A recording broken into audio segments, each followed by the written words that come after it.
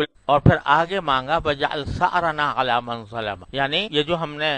رسول کریم صلی اللہ علیہ وسلم دعا مانگی کہ بھئی مصائب کو آسان کر، تو مصیبت اگر کسی دوسرے کے ظلم کی وجہ سے پہنچ، دوسرے نے ہم پر ظلم کیا تو اس ظلم کا جواب دینا، اس کا انتقام لینا، یہ صبر کے منافی نہیں۔ ظالم کو یہ حق نہیں پہنچتا کہ وہ یہ کہے کہ بھئی میں نے جو تمہیں مارا ہے یہ اللہ کی تقدیر سے مارا ہے، یہ میں نے اللہ کی تقدیر سے مارا ہے، میرا کیا قصور؟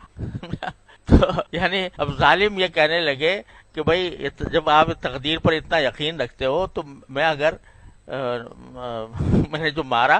وہ اسی لیے مارا کہ تقدیر میں لکھا ہوا تھا۔ تو رسول کریم صلی اللہ علیہ وسلم فرماتے ہیں کہ یہ اس کے لیے کوئی عذر نہیں، اس کے لیے کوئی بہانہ نہیں ہے کہ تقدیر میں لکھا ہوا تھا۔ یہ تقدیر میں تو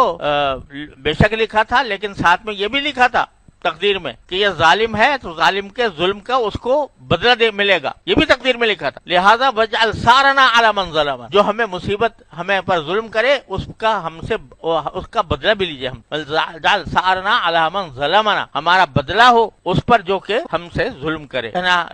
کسی طرح بھی جائز نہیں ہے کہ بھئی یہ تو تقدیر میں لکھا تھا لہذا میں نے مار دیا، تمہارا کام تو شریعت کی تعمیل تھی، شریعت کی تعمیل تھی، شریعت کی تعمیل یہ تھی کہ تم ظلم نہ کرتے، تم نے ظلم کیا شریعت کے برخلاف، تو اس واسطے اس کا تمہیں بدلہ بھی ملے۔ تو وجعل ثأرنا علی من ظلمنا، جو ہم سے ظلم کرے تو ہمارا بدلہ بھی اس سے لے، کیونکہ یہ ہمارا حق ہے کہ ظلم کا جواب دینا، ظلم کا دفاع کرنا، بلکہ اس کا بدلہ لینا جو ظلم کے مساوی ہو، برابر ہو، کبھی اس سے کم و بیش نہ ہو۔ عوقبتم عاقبوا بمثل ما عوقبتم به، عاقبتم،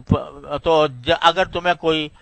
تکلیف پہنچائے تو اتنی ہی تکلیف تم دوسرے کو بھی پہنچا سکتے۔ تو وجعل ثأرنا علی من وانصرنا علی من عادانا، اسی طرح جو ہمارے ساتھ دشمنی کرے اس کے خلاف ہماری مدد فرمائی۔ یعنی تقدیر کا تقاضا یہ نہیں ہے کہ بھئی ہاتھ پہ ہاتھ رکھ کے بیٹھ گئے، وہ تقدیر میں جو لکھا ہے وہ ہو جائے۔ اگر کوئی ہم پر حملہ کر رہا ہے تو بیٹھے ہیں ہاتھ باندھے ہوئے کہ بھئی تقدیر کے حساب سے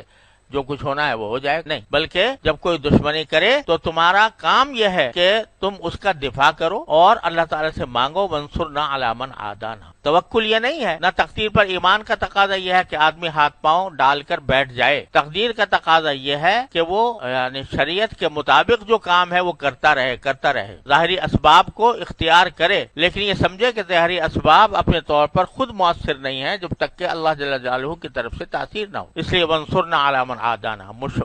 دشمنوں کے خلاف ہمیں ہماری مدد فرمائیے، ہمارا دفاع فرمائیے۔